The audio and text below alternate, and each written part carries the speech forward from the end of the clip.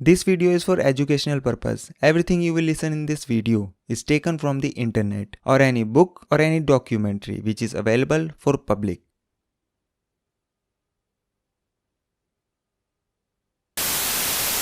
Hello दोस्तों, नमस्कार। मेरा नाम है आकाश और आप लोगों का बहुत बहुत स्वागत है कहानी क्राइम की चैनल पर। उम्मीद करता हूँ कि आप लोग बहुत अच्छे होंगे।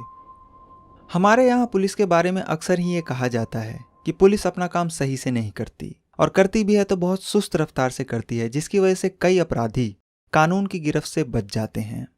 मगर वहीं दूसरी तरफ कुछ केस ऐसे भी होते हैं जिसमें कि पुलिस अपना काम पूरी ईमानदारी से करती है। और आज की कहानी भी एक ऐसी ही कहानी है जिसमें कि ना तो कोई गवाह था और ना ही कोई सबूत, मगर बावजूद इसके पुलिस ने जिस तरीके से इस केस की एक एक कड़ी को जोड़ा और सिर्फ 3 दिन के अंदर केस को सुलझाया, वो अपने आप में पुलिस इन्वेस्टिगेशन की एक मिसाल है।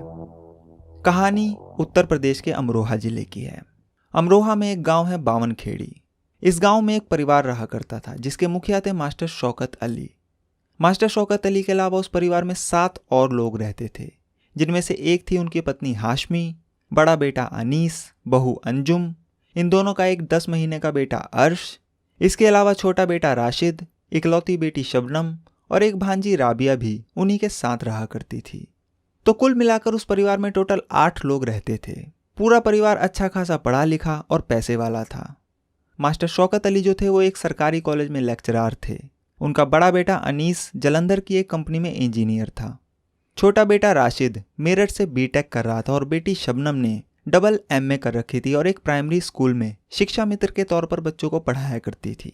मतलब कि परिवार में किसी भी चीज़ की कोई कमी नहीं थी और पूरे बावनखेड़ी गांव में उस परिवार का बहुत रुतबा था। मगर फिर एक रात कुछ ऐसा हुआ जिसका असर न सिर्फ उस परिवार पर हुआ बल्कि उसने पूरे बावनखेड़ी गांव की सोच ही बदल कर रख दी।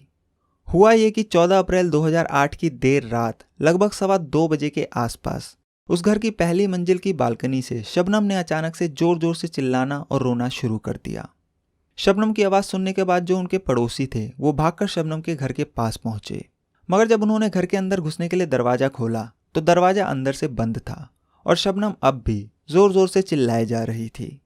इसके बाद उससे कहा गया कि वो अंदर से दरवाज़ा खोले, तो वो ऊपर से नीचे आई और मेन गेट का दरवाज़ा खोलकर वापस ऊपर चली गई। पीछे पीछे पड़ोसी भी उस घर की पहली मंजिल पर पहुंचे, मगर वो लोग जैसे ही ऊपर पहुंचे उनके पैरों तले ज़मीन खिसक गई, क्योंकि वहां पर 7 लाशें पड़ी थी और पूरे घर में खून ही खून बिखरा पड़ा था। शबनम के माँ बाप, दोनों भाई, एक भाभी, एक फुफेरी बहन और एक 10 महीने का बच्चा जो कि शबनम का भतीजा था, उन सभी की लाश उनके बिस्तर पर पड़ी हुई थी और शबनम उन लाशों के बगल में बैठकर बेतहाशा रोई जा रही थी। इसके बाद जब शबनम से पूछा गया कि यह सब कैसे हुआ तो उसने बताया कि रात को कुछ चोर डाकू टाइप आदमी आए और सभी को मारकर चले गए। इसी दौरान एक पड़ोसी ने पुलिस को फ़ोन लगा दिया और थोड़ी देर बाद ही हसनपुर थाने की पुलिस भी वहां पहुंच गई।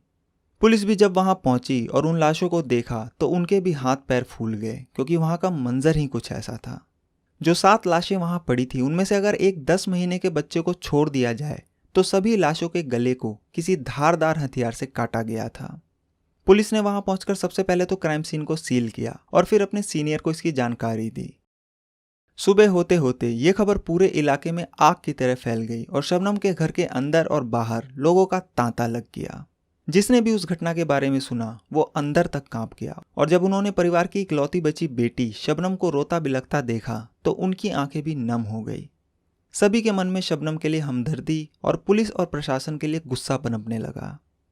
जिस तरीके से एक घर के अंदर 7 लोगों को मौत के घाट उतारा गया, उसे देखते हुए लोगों ने वहां की कानून व्यवस्था, पुलिस और सरकार के खिलाफ नारेबाजी करनी शुरू कर दी। लोगों का गुस्सा देखते हुए वहां की प्रशासन ने हसनपुर थाने के इंचार्ज को तुरंत सस्पेंड कर दिया और इस केस को इंस्पेक्टर आरपी गुप्ता को दे दिया, जो कि अमरोहा पुलिस स्टेशन के एसएचओ थे, क्योंकि उनकी इमेज लोगों के बीच काफ़ी अच्छी थी।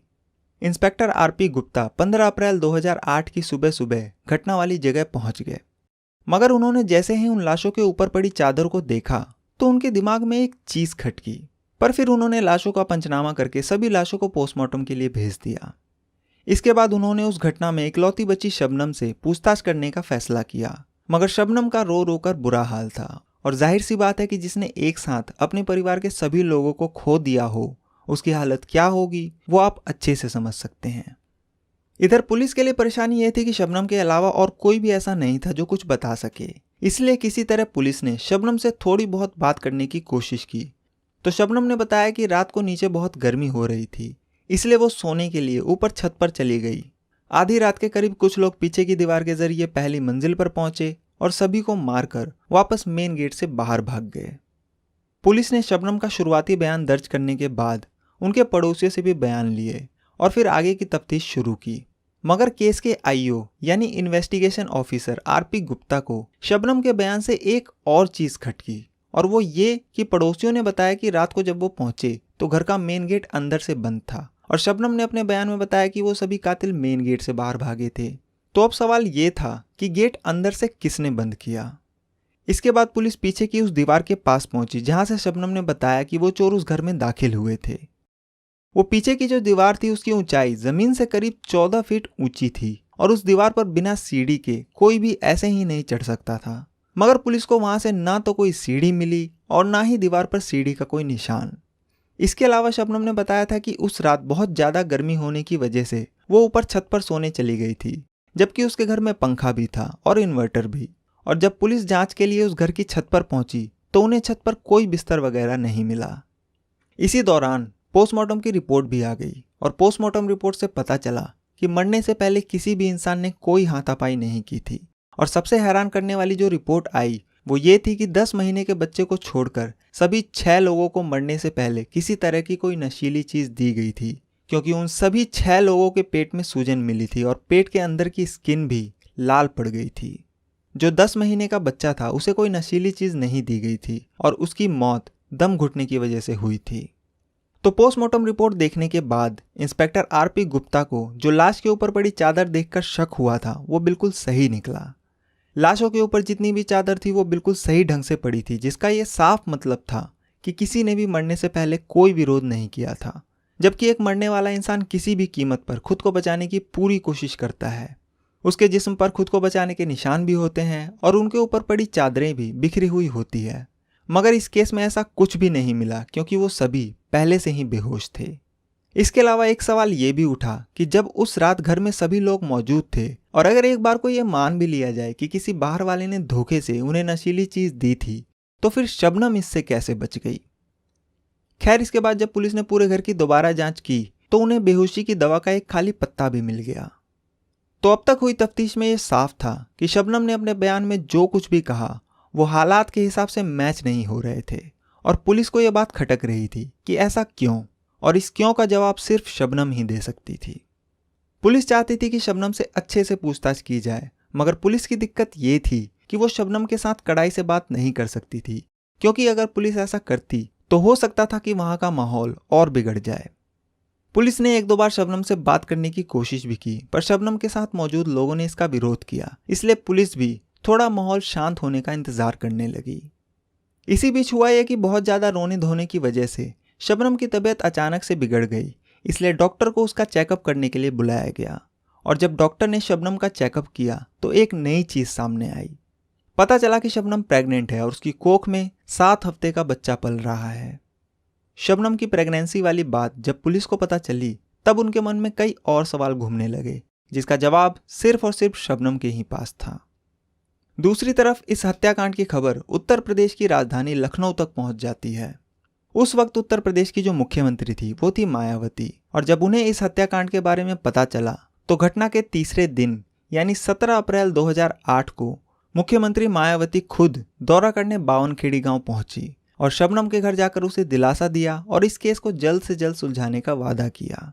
अच्छा, मुख्यमंत्री मायावती के बावनखेड़ी गांव पहुंचने से पहले एक और चीज हुई थी, और वो ये थी कि वो चाहती थी कि शबनम को मुआवजे के तौर पर 5 लाख रुपए दिए जाए, क्योंकि शबनम अब उस परिवार में अकेली रह गई थी। मगर जब ये खबर इंस्पेक्टर आरपी गुप्ता को पता चली तो उन्होंने मुख्यमंत्री के पीए से कहा कि वो अभी शबनम को दिए जाने वाले 5 लाख रुपए के मुआवजे का ऐलान ना करे, क्योंकि उन्हें शक है कि इस हत्याकांड में शबनम का हाथ हो सकता है और वो इस केस को सुलझाने के बहुत करीब है। इंस्पेक्टर आरपी गुप्ता की बात सुनने के बाद शबनम को दिए जाने वाले मुआवजे को अगले कुछ दिनों के लिए टाल दिया गया और यह फैसला किया गया कि जब यह केस सुलझ जाएगा उसके बाद ही शबनम को मुआवजा दिया जाएगा। तो जैसा कि इंस्पेक्टर आरपी गुप्ता ने कहा था कि वो इस केस को सुलझाने के बहुत करीब है, ठीक वैसा ही हुआ। अगले ही दिन यानी 18 अप्रैल 2008 को यूपी पुलिस को एक बड़ी कामयाबी मिली, जिसने इस केस का पूरा पासा ही पलट दिया और उनके शक को यकीन में बदल दिया। हुआ यह कि पुलिस को अपने मुखबिर के जरिए एक टिप मिली। उस मुखबिर ने पुलिस को बताया कि वो अगर इसी गांव में रहने वाले एक शख्स सलीम को उठा लेगी तो ये केस अपने आप खुल जाएगा। जानकारी मिलने के बाद पुलिस ने फौरन अब सलीम की तलाश शुरू कर दी, मगर सलीम उन्हें उस गांव में कहीं भी नहीं मिला। इसके बाद पुलिस पूछताछ करते करते उस गांव से करीब 14 किलोमीटर दूर गजरौला पहुंची और आखिरकार 18 अप्रैल 2008 की दोपहर पुलिस सलीम को गजरौला से गिरफ्तार करके थाने ले आई। थाने पहुंचने के बाद अब इंस्पेक्टर आरपी गुप्ता ने सलीम का इंटेरोगेशन शुरू किया। पहले तो सलीम ने ना नुकर किया, मगर जब इंस्पेक्टर आरपी गुप्ता ने पुलिसिया अंदाज में उससे पूछा तो थोड़ी देर बाद ही उसने पुलिस को सब कुछ बता दिया। इसके बाद अब यूपी पुलिस सीधे शबनम के पास पहुंची और उसे उठाकर पूछताछ शुरू कर दी, मगर शबनम अब भी अपनी वही पुरानी कहानी दोहराए जा रही थी। इसके बाद पुलिस ने शबनम का सामना सलीम से करवाया।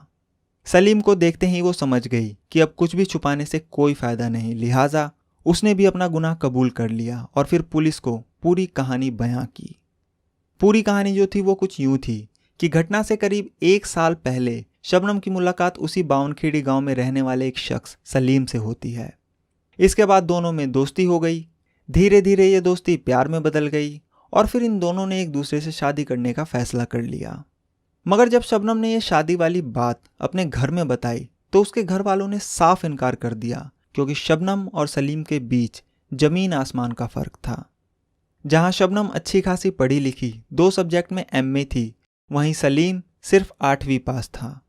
एक तरफ जहां शबनम का परिवार ठीक ठाक पैसे वाला और पूरे गांव में अच्छा रुतबा रखने वाला था, वहीं दूसरी तरफ सलीम एक छोटा मोटा बढ़ई का काम करता था। इसलिए शबनम के परिवार वाले इस रिश्ते के लिए बिल्कुल भी राजी नहीं हुए। मगर शबनम ने अपने घर वालों के मना करने के बावजूद भी सलीम से अपने रिश्ते कायम रखे और अपने रिश्ते को परवान चढ़ाती गई। इसी दौरान एक दिन शबनम को पता चलता है कि वो प्रेग्नेंट है। इसके बाद उसने फिर से अपने घर वालों को मनाने की खूब कोशिश की, पर वो नहीं माने। मगर शबनम ये ठान चुकी थी कि वो शादी करेगी तो सलीम से ही।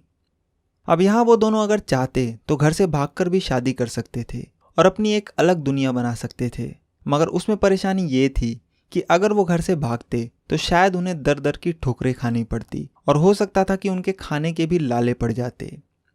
इसी उधेड़ बुन में शबनम ने एक दिन सोचा कि क्यों ना वो अपने घर वालों को ही रास्ते से हटा दे। उसके बाद ना तो उसे कोई रोकने टोकने वाला होगा और वो पूरी प्रॉपर्टी की मालिक भी बन जाएगी। इसी के बाद शबनम ने अपने ही परिवार के सभी लोगों को खत्म करने की साजिश रची और अपने प्लान में सलीम को भी शामिल कर लिया। अब शबनम ने अपने परिवार को खत्म करने का फैसला तो कर लिया, मगर यहाँ दिक्कत ये थी कि वो 2 लोग मिलकर घर के 6 लोगों पर काबू नहीं पा सकते थे। इसलिए यह तय हुआ कि उन्हें मारने से पहले किसी तरह बेहोश कर दिया जाए ताकि वो आसानी से अपना काम कर सके। 14 अप्रैल 2008 की सुबह प्लान के तहत सलीम बेहोशी की दवा लेने के लिए अपने गांव बावनखेड़ी से करीब 38 किलोमीटर दूर पागबड़ा पहुंचता है। वो अपने गांव से ये दवाई इसलिए नहीं खरीदता ताकि किसी को कोई शक ना हो, और आपको तो पता ही है कि गांव में हर कोई एक दूसरे को जानता है। तो सलीम पागबड़ा पहुंचकर वहां के एक मेडिकल स्टोर से बेहोशी की 10 गोलियां खरीदता है और फिर उस दवा को लाकर शबनम को दे देता है।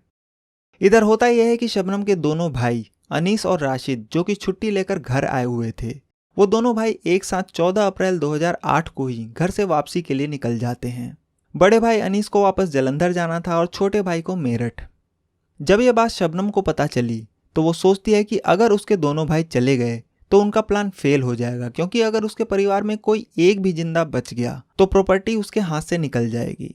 इसलिए वो अपने भाइयों को कॉल करती है और तब तक उसके दोनों भाई गजरौला तक पहुंच गए थे। इसके बाद शबनम अपने भाइयों को किसी काम का बहाना करके गजरौला से वापस बुला लेती है और कहती है कि वो आज की बजाय कल चले जाएं। बहन की बात सुनने के बाद दोनों भाई भी वापस आ जाते हैं। इसके बाद आती है 14 अप्रैल 2008 की रात, और ये वो रात थी जिसे कि न सिर्फ बावनखेड़ी गांव बल्कि पूरे अमरोहा के लोग आज तक भुला नहीं पाए। 14 अप्रैल की रात जब शबनम के घर वालों ने रात का खाना वगैरह खा लिया तो शबनम ने सभी के लिए चाय बनाई और उस चाय में बेहोशी की गोली मिला दी।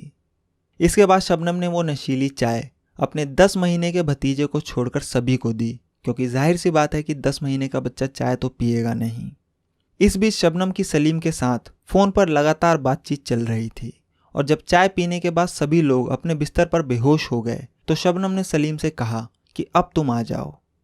इसके बाद सलीम आधी रात गए शबनम के घर पहुंचता है और वो अपने साथ एक कुल्हाड़ी भी लाया था। इसके बाद शबनम ने एक एक कर अपने माँ बाप, दोनों भाई, भाभी और फुफेरी बहन का सर पकड़ा और सलीम ने कुल्हाड़ी से सभी की गर्दन काट दी। लास्ट में बचा शबनम का 10 महीने का भतीजा, जिसे कि कुल्हाड़ी से तो नहीं काटा गया, मगर शबनम के कहने पर सलीम ने उसका गला दबाकर उसे भी शांत कर दिया। इसके बाद दोनों ने अपने हाथ पैर धोए और शबनम ने सलीम को वहां से बाहर भेजकर घर का दरवाजा अंदर से बंद कर लिया। बाहर आने के बाद सलीम ने उस कुल्हाड़ी को एक तालाब में फेंक दिया और फिर अपने घर वापस चला गया। इधर शबनम सलीम को छोड़ने के बाद वापस ऊपर गई और अपने कपड़े बदलने लगी, क्योंकि उसके कपड़ों पर खून की छींटें पड़ गई थी। तभी उसने एक बच्चे के रोने की आवाज़ सुनी और जब उसने चेक किया तो पता चला कि उसका 10 महीने का भतीजा अभी भी जिंदा है और जोर जोर से रो रहा है। दरअसल जब सलीम ने उस बच्चे का गला दबाया था तो वो सिर्फ बेहोश हुआ था और उन्हें लगा कि वो मर गया। तो जब शबनम ने देखा कि उसका भतीजा अभी भी जिंदा है, उसने फौरन सलीम को फ़ोन मिलाया और उसे वापस आकर बच्चे को फिर से मारने के लिए कहा, मगर सलीम ने वहां दोबारा आने के लिए साफ मना कर दिया और शबनम से कहा कि अब जो करना है वो तुम ही करो। इसके बाद शबनम ने खुद अपने हाथों से अपने 10 महीने के मासूम भतीजे का गला दबाकर मार डाला और जब यह तसल्ली हो गई कि घर के सभी लोग मर चुके हैं, तब रात 2:15 बजे के करीब वो अपनी बालकनी में आई और रोना पीटना शुरू कर दिया और इसके बाद क्या हुआ वो मैंने आपको पहले ही बता दिया। यूपी पुलिस ने शबनम और सलीम का कबूलनामा दर्ज करने के बाद अगले दिन यानी 19 अप्रैल 2008 को दोनों को ऑफिशियली गिरफ्तार कर लिया। अब पुलिस ने दोनों के कबूलनामे के बाद उन्हें गिरफ्तार तो कर लिया था, पर अभी पुलिस के लिए जो सबसे जरूरी चीज थी वो था सबूत इकट्ठा करना, क्योंकि पुलिस के सामने दिया गया कोई भी बयान कोर्ट में मान्य नहीं होता। इसलिए पुलिस ने सबसे पहले सलीम की निशानदेही पर तालाब से वो कुल्हाड़ी बरामद की। उसके बाद सलीम का मोबाइल और उसके खून से सने कपड़े भी सबूत के तौर पर अपने कब्जे में लिए। पुलिस ने शबनम के घर से भी उसका मोबाइल और उसके कपड़े बरामद किए जिस पे खून की छींटें थी। इसके अलावा पुलिस ने शबनम के घर से एक दूसरा सिम कार्ड भी बरामद किया। दरअसल शबनम और सलीम जो है वो एक अलग नंबर से बात किया करते थे, जिसका पता इन दोनों के अलावा और किसी भी तीसरे इंसान को नहीं था। और जब पुलिस को शबनम के घर से एक दूसरी सिम मिली तो पुलिस ने उसकी कॉल डिटेल्स निकलवाई। उस कॉल डिटेल से पता चला कि 14 अप्रैल 2008 को जिस रात ये घटना हुई उसकी शाम 7:30 बजे से लेकर रात 2:09 तक ये दोनों एक दूसरे से लगातार बातें कर रहे थे और इस बीच इन दोनों ने एक दूसरे को 52 बार कॉल किया था। मगर इस 7:30 बजे से लेकर रात 2:09 के बीच एक 31 मिनट का गैप था जब इन दोनों ने एक दूसरे से कोई बातचीत नहीं की, जो कि रात 1:09 से लेकर 1:40 के बीच का था। और ये वही वक्त था जब शबनम सलीम के साथ मिलकर इस घटना को अंजाम दे रही थी। तो इन दोनों की कॉल डिटेल भी इस केस का एक बहुत अहम सबूत था। पुलिस सारे सबूत और बयान इकट्ठा करने के बाद शबनम और सलीम को अदालत में पेश करती है। अमरोहा की जिला अदालत सारे सबूत और बयानों को सुनने के बाद जुलाई 2010 में इसे rarest of the rare case मानती है और शबनम और सलीम को फांसी की सजा सुनाती है। इसके अलावा जिस तरीके से पुलिस ने इस केस को सुलझाया उसके लिए कोर्ट पुलिस की तारीफ भी करती है, जो कि बहुत ही कम देखने को मिलता है। अच्छा, इससे पहले एक और चीज़ होती है। शबनम इस वारदात के 8 महीने बाद दिसंबर 2008 में जेल के अंदर ही एक लड़के को जन्म देती है, क्योंकि जब वो गिरफ्तार हुई थी तब वो प्रेग्नेंट थी और जेल के कानून के हिसाब से जब तक कि बच्चा 6 साल का नहीं हो जाता तब तक वो अपनी माँ के साथ जेल में ही रहता है। मतलब कि शबनम के साथ साथ उसका बच्चा भी उस जेल की 4 दीवारी के बीच बंद था, जिसका कोई कसूर नहीं था। खैर, जब साल 2010 में अमरोहा की निचली अदालत ने शबनम और सलीम को फांसी की सजा सुनाई तो उन्होंने इस फैसले को इलाहाबाद हाई कोर्ट में चैलेंज किया, मगर इलाहाबाद हाई कोर्ट भी निचली अदालत के फैसले को सही ठहराती है और अप्रैल 2013 में अपना फैसला सुनाती है, जिसमें शबनम और सलीम की फांसी की सजा को बरकरार रखती है। इसके बाद वो दोनों देश की सबसे बड़ी अदालत सुप्रीम कोर्ट पहुंचते हैं, मगर सुप्रीम कोर्ट भी मई 2015 में दोनों को मौत की ही सजा सुनाती है। साल 2015 में शबनम ने जिस बच्चे को जन्म दिया था उसकी उम्र 6 साल से ज़्यादा की हो चुकी थी और जेल मैनुअल के हिसाब से जेल में पैदा हुए किसी भी बच्चे को 6 साल से ज़्यादा जेल में नहीं रखा जा सकता। इसलिए उस बच्चे को गोद लेने के लिए अखबार में एक ऐड डाला गया, जिसे देखकर उस्मान सैफी नाम का एक शख्स सामने आया और शबनम के बच्चे को गोद लेने की सिफारिश की। उस्मान सैफी जो था वो दरअसल शबनम के कॉलेज में ही पढ़ता था और शबनम से 2 साल जूनियर था। शबनम ने कॉलेज के दौरान कई बार उस्मान की पढ़ाई में और दूसरी चीज़ों में मदद की थी। एक बार तो शबनम ने उसके कॉलेज की फ़ीस भी भरी थी, क्योंकि उस्मान के पास फ़ीस भरने के पैसे नहीं थे। उस्मान शबनम को अपनी बड़ी बहन की तरह मानता था और जब उसे पता चला कि शबनम के बच्चे को गोद लेने के लिए किसी को ढूंढा जा रहा है तो वो सामने आ गया। इसके बाद उस्मान सैफी की मुलाकात शबनम से कराई गई और शबनम उसे अपना बच्चा देने के लिए तैयार हो गई और फिर कागजी कार्रवाई के बाद शबनम के बच्चे को उस्मान को सौंप दिया गया। इधर जब शबनम और सलीम के लिए देश की सभी अदालतों ने अपने दरवाजे बंद कर लिए, तब जाकर शबनम ने भारत के राष्ट्रपति के पास मर्सी पिटीशन यानी दया याचिका लगाई और उसकी मौत की सज़ा को उम्र कैद में बदलने की गुजारिश की। उस वक्त भारत के जो राष्ट्रपति थे वो थे प्रणब मुखर्जी, और उन्होंने भी मामले को देखते हुए अगस्त 2016 में शबनम की दया याचिका को खारिज कर दिया। अभी पिछले साल यानी 2021 में जब जेल की तरफ से शबनम का डेथ वारंट जारी करने को कहा गया, तब ये केस फिर से चर्चा में आया था, मगर इसके तुरंत बाद शबनम ने एक दूसरी दया याचिका लगा दी, जिसकी वजह से उसका डेथ वारंट जारी नहीं हो सका।